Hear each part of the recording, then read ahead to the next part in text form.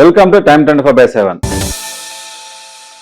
ఈ రోజు మన వార్తాపత్రికలు వచ్చిన సమాచారాన్ని మరి తెలుసుకుందాం. రాములవారి మీద ఆన వచ్చేది మళ్ళీ కాంగ్రెస్ ప్రభుత్వమే.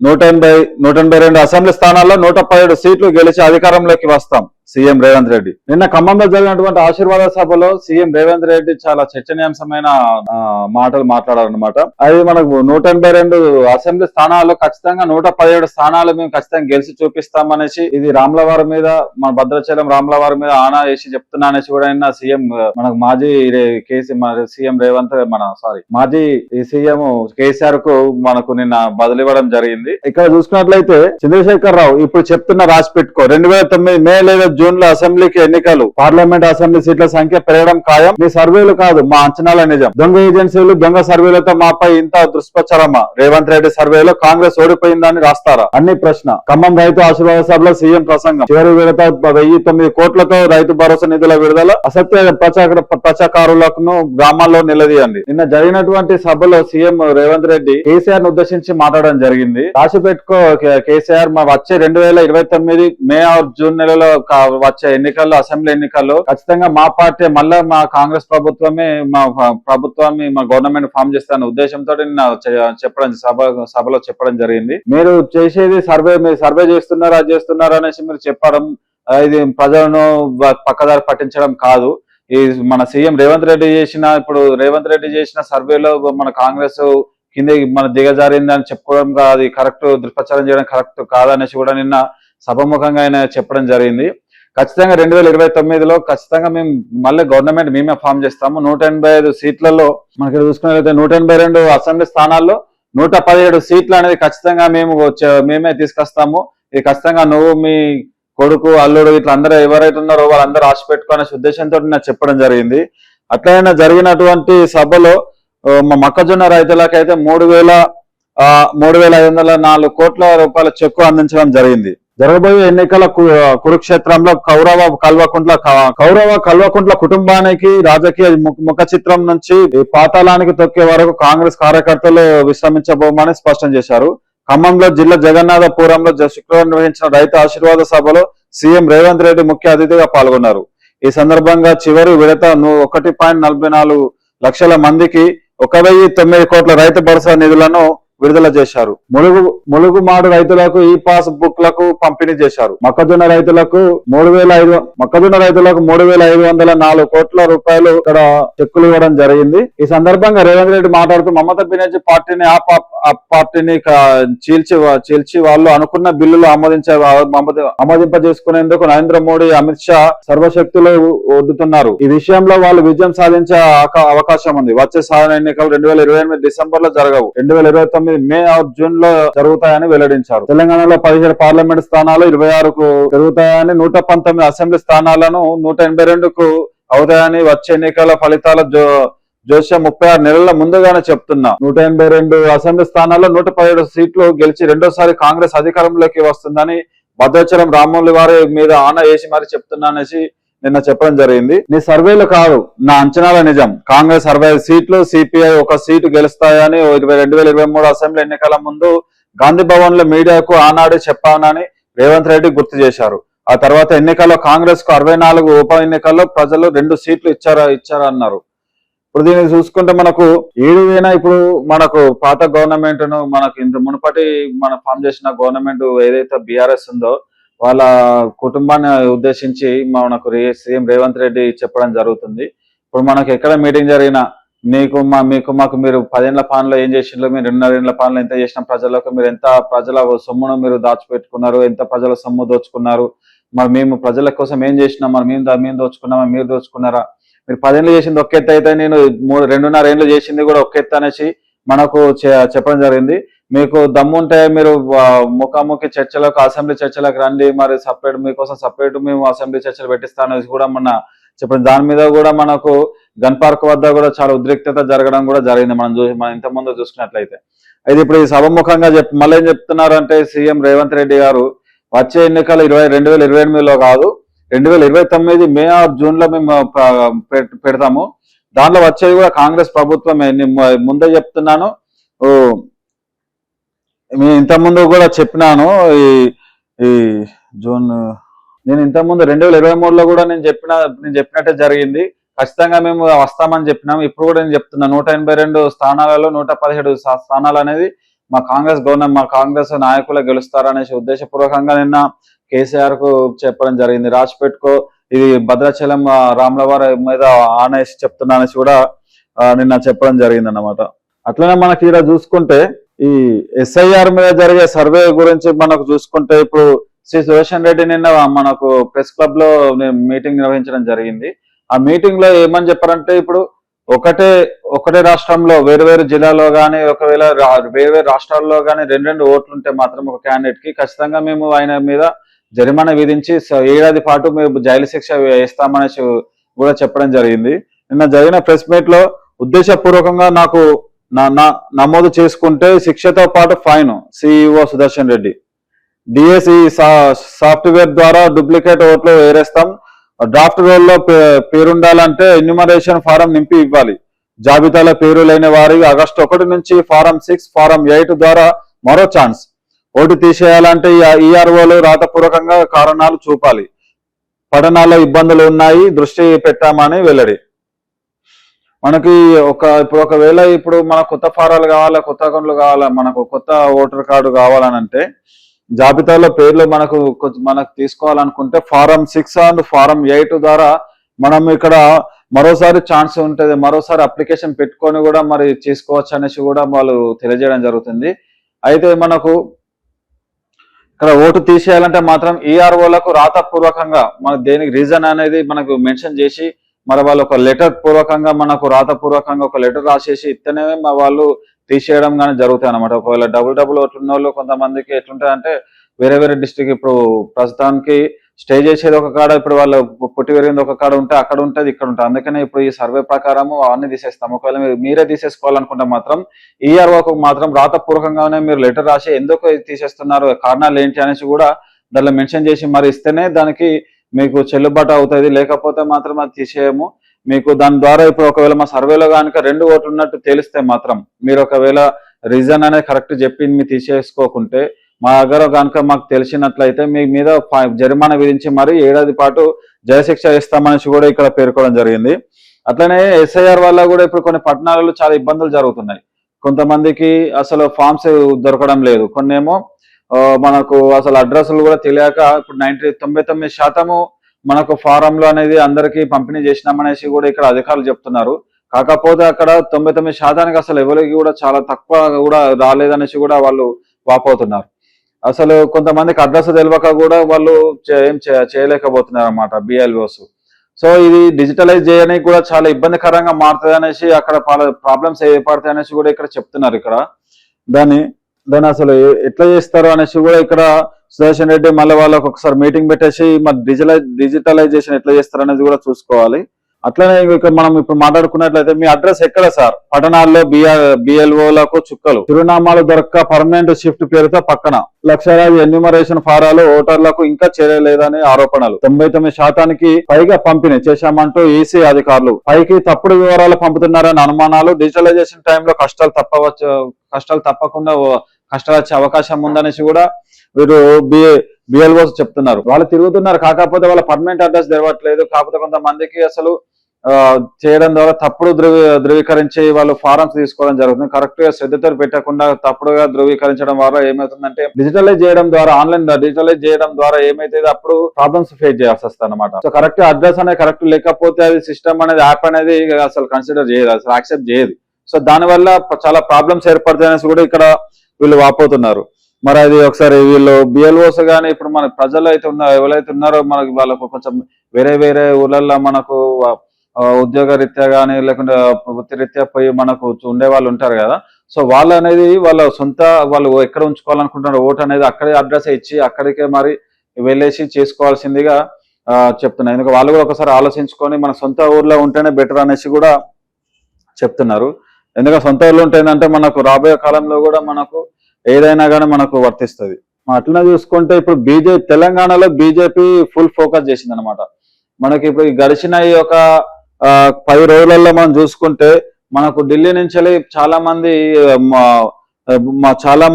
ఇటు మనకు వచ్చిపోవడం అధికారులు మనకు పార్టీ లీడర్లు అనేది చాలా వచ్చిపోవడం జరుగుతుంది.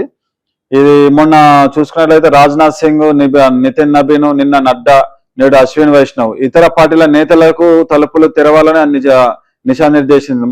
మరోపక్క రాష్ట్ర సర్కారు వినతులకు ఎట్టకేలకు మోక్షం. తాడిచెర్ల 2 గని కేటాయింపు, మెట్రో ధాన్యం టార్గెట్ పెంపు అంశాలపై కిషన్ రెడ్డి చొరవ రాష్ట్ర రాజకీయాల్లో చర్చ. ఇతర పార్టీల నుంచి వచ్చే నాయకులను మన పార్టీలోకి చేర్చుకోవాలనేసి అన్ని తలుపులు తెరిచి ఉండాలి. ప్రతి ఒక్కళ్ళు కూడా ఆహ్వానించుకొని ప్రతి ఒక్కరికి మద్దతుపూర్వకంగా రిసీవ్ చేసుకొని మన పార్టీలో తీసుకొని మన పార్టీ కండువ కప్పాలనేసి బీజేపీ ఇక్కడ వాళ్ళకు ఫుల్ ఫోకస్ అనేది పెట్టడం జరుగుతుంది అన్నమాట.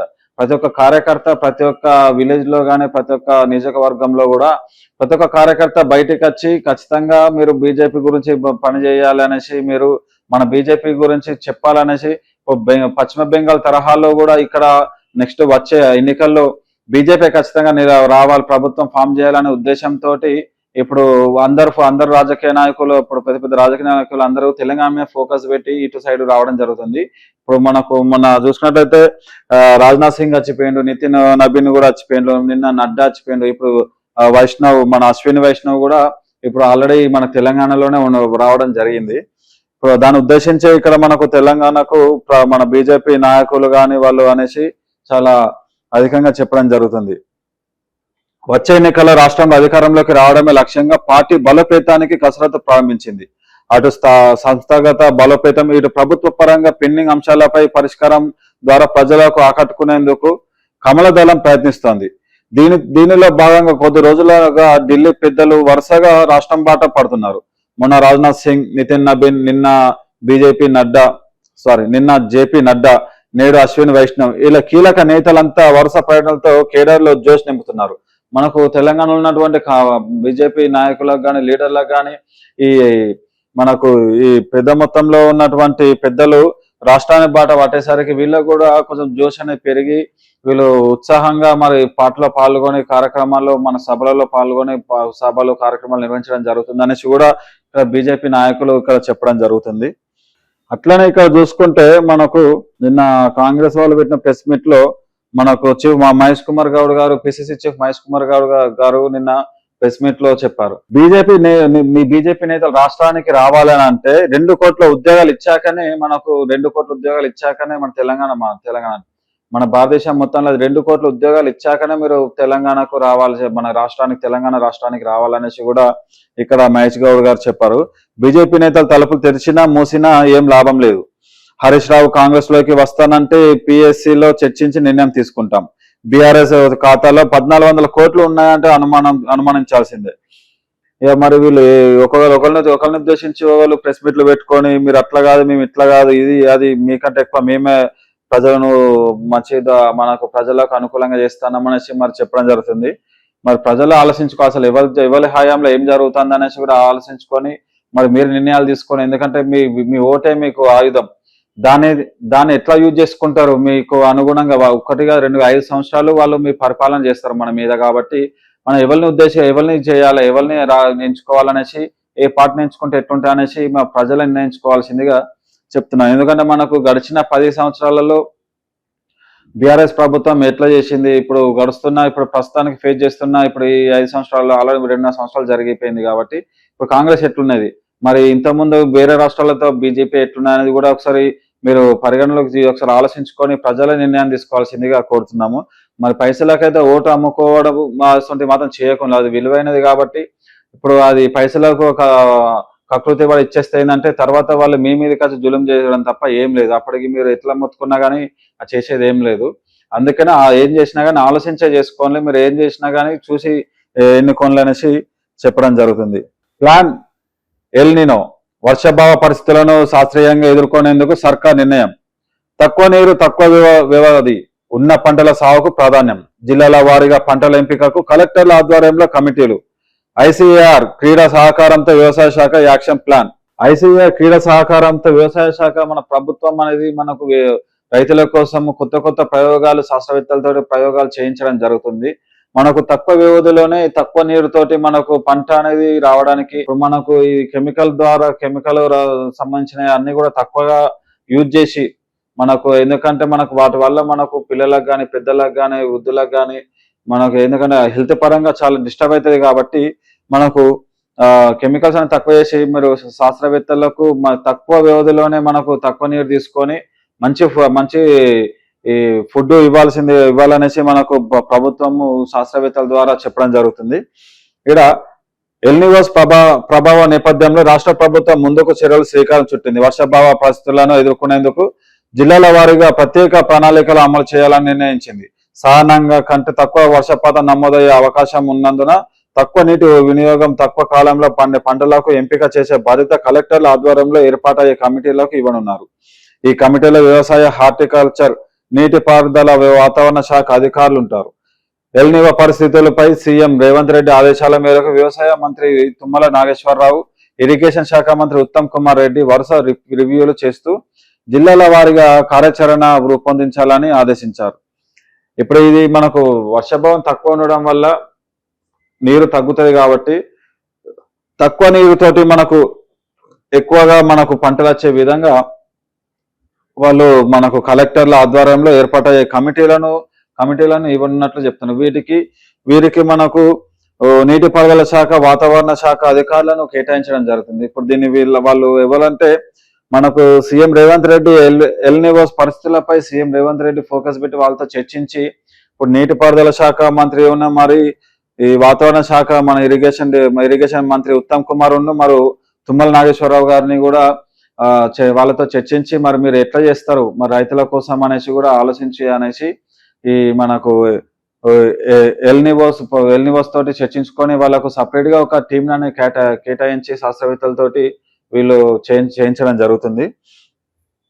వాతావరణ శాఖ లెక్కల ఆధారంగా జూలై 15, 30, ఆగస్టు 15 నాటికి నమోదయ్యే వర్షపాత అంచనా మేరకు 3 దశల కార్యాచరణలను అమలు చేయాలని ప్రభుత్వం నిర్ణయించింది. వీళ్ళకి సపరేట్ టీం ఇచ్చేసి సపరేట్ గా వాళ్ళకు ఇచ్చేసి మీ హ్యాండ్ ఓవర్లు చేసుకొని ఇవన్నీ కూడా మీరు రైతులు ఇబ్బంది పడకుండా ఎట్లా చేస్తే బాగుంటది అనేసి మీరు 3 దశలలో మీరు చేసి వాళ్ళకు చూపించాలనేసి కూడా చెప్పడం జరిగింది. మనకి ఇక్కడ సోలార్ కు తెలంగాణ అనుకూలం, పెట్టుబడులు పెట్టేందుకు తరలి వస్తున్న బడా కంపెనీలు.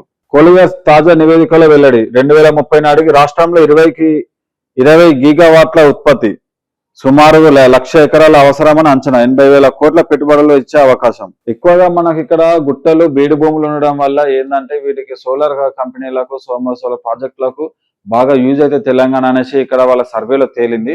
సో అందుకే 2030 నాటికి చాలా అధికంగా పారిశ్రామికాలు మన పరిశ్రమలు నిర్వహించడం జరుగుతుంది అనేసి మన రేవంత్ రెడ్డి కూడా మనకు సీతారాంపూర్ లో జరిగినటువంటి సభలో కూడా చెప్పడం జరిగింది. సో అక్కడ ప్రారంభించిన సోలాపూర్ ప్రాజెక్టు సంబంధించి ఈ వచ్చే దానిలో ఖచ్చితంగా సోలార్ దాని గురించి ఈ మనకు నివేదిక ఇవ్వడం జరిగింది. సో వచ్చే 2030 నాటికి ఎక్కువగా సోలార్ వాటిని యూజ్ చేసుకోవాల్సిందిగా మనకు ఇక్కడ పరిశ్రమలు కూడా ఇక్కడ పెట్టుబడులు పెట్టడానికి కానీ ఇక్కడ కంపెనీలు కన్స్ట్రక్షన్ చేసుకోవడానికి కానీ స్థాపించడానికి కానీ కూడా ఎక్కువ మోకు చూపుతున్నారు అనేసి కూడా ఇక్కడ చెప్పడం జరిగింది.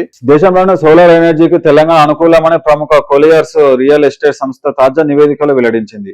రాష్ట్రంలో ఏడాదిలో సుమారు 300 రోజులకు పైగా ఎండ ఉండడంతో సోలార్ ప్యానెళ్లు గరిష్ట సామర్థ్యంతో పనిచేస్తాయని, ఇది పెట్టుబడులకు అనుకూల అంశమని పేర్కొంది. గుట్టలు, బంజారు భూములు ఎక్కువగా ఉండడంతో ఇక్కడ భౌగోళిక పరిస్థితులు సోలార్ పవర్ ఉత్పత్తికి దోహదపడతాయని స్పష్టం చేసింది. ఇక్కడ వాళ్ళు కొలియర్స్ రియల్ ఎస్టేట్ సంస్థ చేసిన సర్వేలో మాత్రం మన ఇక్కడ ఎండలు ఎక్కువగా ఉంటే ప్లస్ ఇక్కడ బీడు భూములు కానీ ఇక్కడ గుట్టలు ఎక్కువ ఉండడం వల్ల మనకు ఈ సోలార్ ప్రాజెక్ట్ అనేది చాలా తొందరగా మనకు అభివృద్ధి చెందుతుంది. ఇక్కడ మనకు అన్ని విధాలుగా కూడా మనకి ఇక్కడ ఉష్ణోగ్రత ఎక్కువగా ఉంటది కాబట్టి ఎక్కువగా మనకు యూజ్ చేసుకోవచ్చు అనేసి ఇక్కడ పరిశ్రమలు మనకు స్థాపించడానికి కూడా మంచి ప్లేస్ అనేసి ఇక్కడ తెలంగాణ అనేసి వాళ్ళు నిర్వహించడం జరుగుతుంది. మన దేశంలోనే మన తెలంగాణలో ఈ తెలంగాణ మంచి ప్లేస్ అనేది ఎంచుకోవడంలో మంచి ప్లేస్ అనేది కూడా ఇక్కడ చెప్పడం జరిగింది అనమాట. సో 2030 నాటికి 20 గిగావాట్ల ఉత్పత్తి చేసే అవకాశం ఉంటది. అంటే పరిశ్రమలో ఇక్కడ మనకు స్థాపించడం జరుగుతుంది అనేసి ఇక్కడ చెప్తున్నారు. అట్లనే ఇక్కడ చూసుకుంటే పొగ జిమ్ముతున్న వాహనాలు, ఆ వెహికల్స్ వెనుక వెళ్ళాలంటేనే సిగ్నల్ దగ్గర అయితే నిత్యం నరకమే. హైదరాబాద్ లో కాలుష్యం వెదజల్లుతున్న 10% వెహికల్స్, 90 లక్షల వాహనాల్లో విషం విడుదల చేస్తున్నవి 9 లక్షలు. ఇందులో ఆటోలు, బైక్లు ఎక్కువ. 1.25 లక్షల ఆటోల్లో 15,000కు పైగా గడువు విరినవే. మనకు ఇక్కడ చూసుకున్నట్లయితే మనకు మన సీఎం రేవంత్ రెడ్డి గారు అయితే చెప్పారు, అది సీతారాంపూర్ లో జరిగినటువంటి సోలార్ ప్రాజెక్టు ప్రారంభోత్సవంలో మనకు రాబోయే కాలంలో మనకు ఢిల్లీ తరహాలో మనకు పొల్యూషన్ అనేది ఇక్కడ చేరడం జరుగుతుంది. సో ఢిల్లీ తరహాలో అంత అదిగా ఉండకుండా మనం ఇక్కడ చాలా నిర్మూలించుకుందాం అనేసి ఉద్దేశంతో చెప్పడం జరుగుతుంది.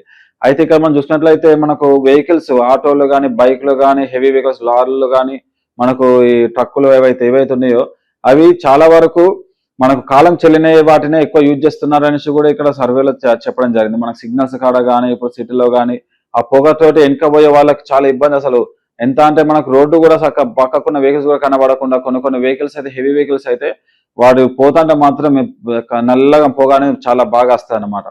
సో దాన్ని ఉద్దేశించి ఇప్పుడు వీళ్ళు ప్రజలు మనకు మన ప్రభుత్వం అనేది దృష్టిలో తీసుకొని దాన్ని ఒక తీరు కాలం చెల్లిన వాహనాలను తిరగకుండా మనకు వాటిని ఆపివేయాలనేసి కూడా మనకి ఇక్కడ చెప్తున్నారు. అందుకని ఇప్పుడు రాబోయే కాలంలో ఎక్కువ ఈవీలే ఎక్కువ తీసుకొని మనకు ఈవీల మీద ఎక్కువ ఫోకస్ చేయాలనేసి కూడా మనకు ఇక్కడ ప్రభుత్వం మనకు హెచ్చరించడం జరుగుతుంది.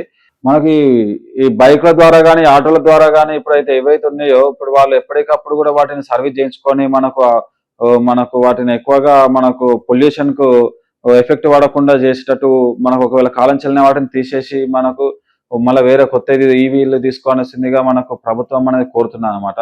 సో ప్రభుత్వం కూడా కొంచెం శ్రద్ధ వహించి మనకు ఈ కాలుష్యాన్ని నివారించేందుకు ఎటువంటి చర్యలు తీసుకుంటే బాగుంటుంది అనేసి మీరు అధికారులతో చర్చించి మరి దానికి ఎట్లా చేస్తే బాగుంటుంది, ప్రజలకు ఎట్లా అవగాహన కల్పించాలనేసి కూడా మనకు చెప్తే బాగుంటుంది అనేసి కూడా ఇక్కడ చెప్పడం జరుగుతుంది.